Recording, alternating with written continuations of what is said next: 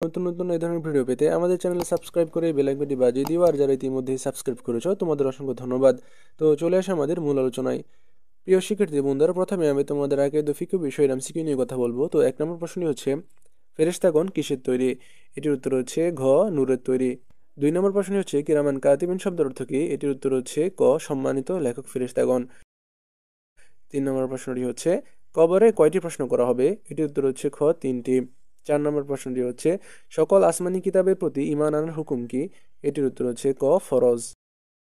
5 নম্বর প্রশ্নটি হচ্ছে, মহাগ্রন্থ আল কোরআন কত বছরে নাজিল হয়েছে? এটির উত্তর হচ্ছে খ, 23 বছর। 6 নম্বর প্রশ্নটি হচ্ছে, আমল নামা কি? এটির উত্তর হচ্ছে গ, কর্মসংরক্ষণ রেজিস্টার। 7 নম্বর প্রশ্নটি হচ্ছে, আখিরাতের উপর বিশ্বাস স্থাপন করা কি? এটির উত্তর হচ্ছে ক, ফরজ। 8 নম্বর প্রশ্নটি হচ্ছে, কার পরিকল্পনা মোতাবেক সৃষ্টি জগৎ পরিচালিত হয়?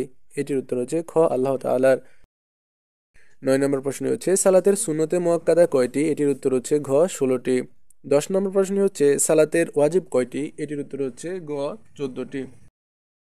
11 নম্বর প্রশ্নটি হচ্ছে, সালাতে কেরাত পড়ার বিধান কি? এটির উত্তর হচ্ছে ক, ফরজ।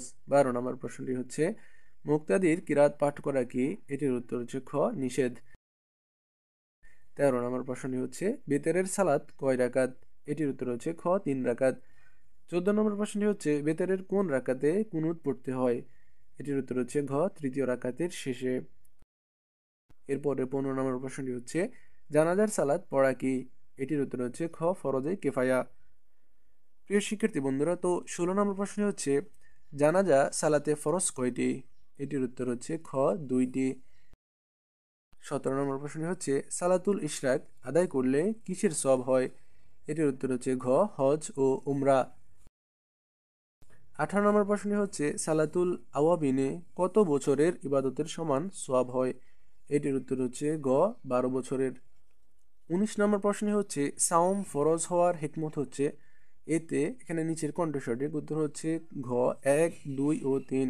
অর্থাৎ শারীরিক ভারসাম্য রক্ষা পায়, অপরাধ বর্জনের প্রশিক্ষণ পাওয়া যায়, আত্মশুদ্ধি অর্জন করা যায়। 20 নম্বর প্রশ্ন হচ্ছে, তারাবিহ সালাত কয় রাকাত পড়া সুন্নত? এটির উত্তর হচ্ছে ঘ, 20 রাকাত। 21 নম্বর প্রশ্ন হচ্ছে, ইসলামী শরীয়ত আল গীবাহ কি? এটির উত্তর হচ্ছে গ, কবিরা গুনাহ।